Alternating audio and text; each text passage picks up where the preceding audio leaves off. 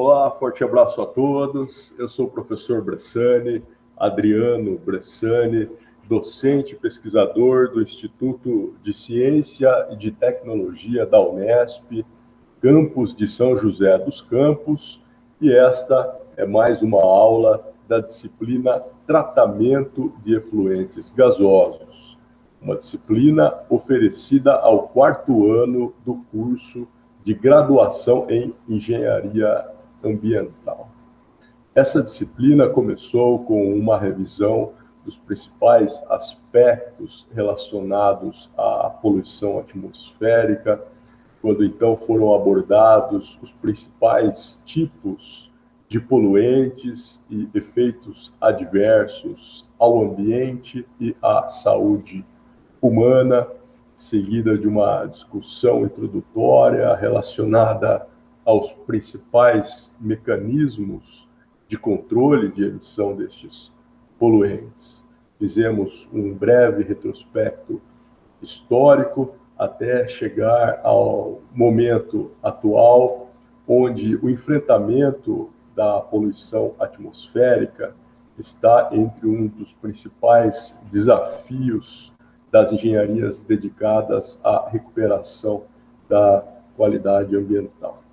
Então, iniciamos uma discussão relacionada aos principais equipamentos de controle, iniciando por aqueles dedicados à remoção de materiais particulados, quando então foram abordados os sedimentadores gravitacionais, os coletores centrífugos, os coletores úmidos, os precipitadores eletrostáticos, entre outros instrumentos.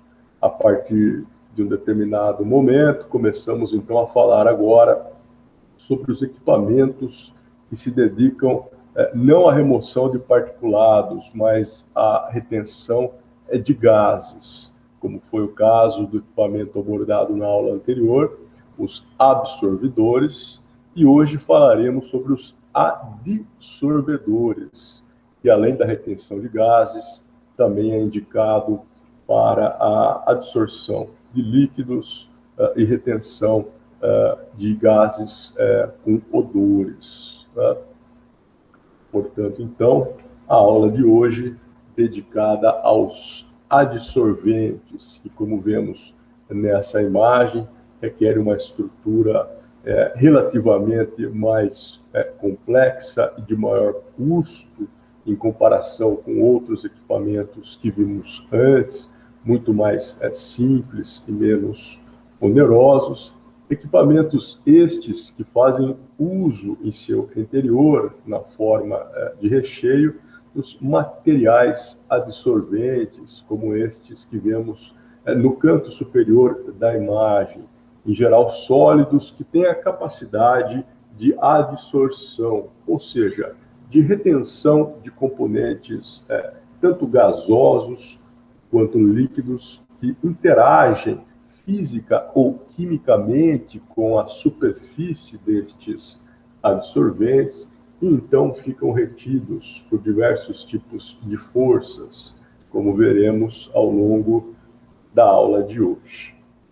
Bem, trata-se então de operações de adsorção por meio de sólidos que entram em contato com componentes que estão presentes em misturas, tanto líquidas quanto gasosas.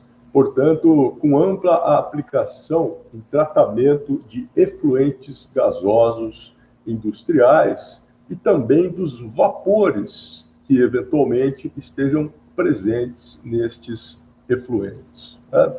Os sólidos utilizados como adsorventes precisam ter a capacidade de absorver em sua superfície componentes destas misturas.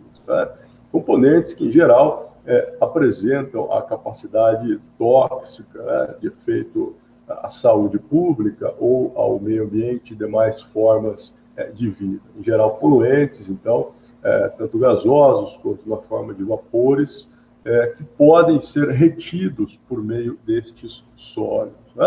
É um fenômeno possível devido às forças de atração que existem entre os átomos, moléculas ou íons destes componentes que estão interagindo e ficando retidos um sobre o outro, né? Em geral, componentes que são retidos na superfície dos sólidos com esta capacidade de adsorção, né? Um muito conhecido é, por exemplo, o carvão ativado, que discutiremos mais adiante. Essa representação esquemática é bastante interessante, né? Simplificada, porém muito didática, apresentando as 3 principais etapas de um processo de adsorção. Na realidade, a adsorção é uma operação unitária, né? Faz parte de um sistema maior ou de um processo ali todo relacionado ao sistema de ventilação industrial, como já discutimos em aulas anteriores. A primeira etapa desta operação unitária seria a difusão dos materiais contaminantes sobre a superfície do material adsorvente.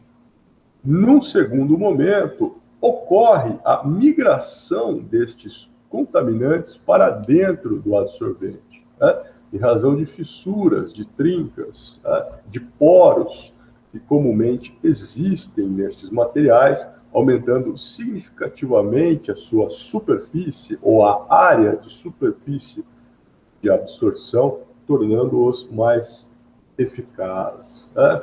Numa terceira e última etapa, ocorre a formação de uma camada sobre esta superfície, né? Que pode ser uma monocamada, como destacado nessa figura, mas podem ter, sim, múltiplas camadas.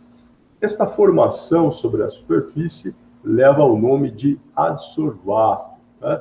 O adsorvato pode ser uma camada formada de componentes tanto líquidos quanto sólidos, portanto, tanto partículas quanto gases e também vapores, né? Que se formam, por exemplo, compostos orgânicos que podem depois, até no segundo momento, serem removidos por alguns processos e reaproveitados quando for de interesse, né? Logo, pelo que já foi exposto até aqui, podemos concluir que a adsorção é, então, uma operação unitária que se baseia na capacidade de alguns sólidos porosos, né, os chamados adsorventes, que possuem grande área de superfície, em grande parte em razão desta porosidade, e que, devido às forças de atração, são capazes de reter compostos poluentes em sua superfície, né?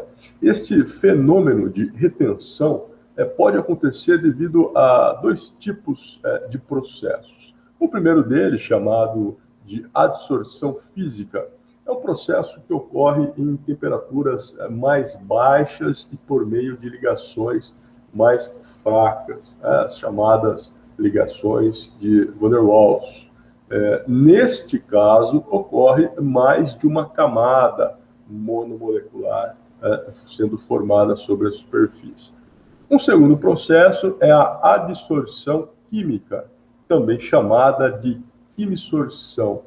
Neste caso, o processo ocorre em temperaturas mais elevadas e o tipo de ligação existente é forte, né? São as ligações covalentes, as ligações iônicas. Nesse caso, ocorre apenas a formação de uma camada monomolecular sobre a superfície do material adsorvente, tá?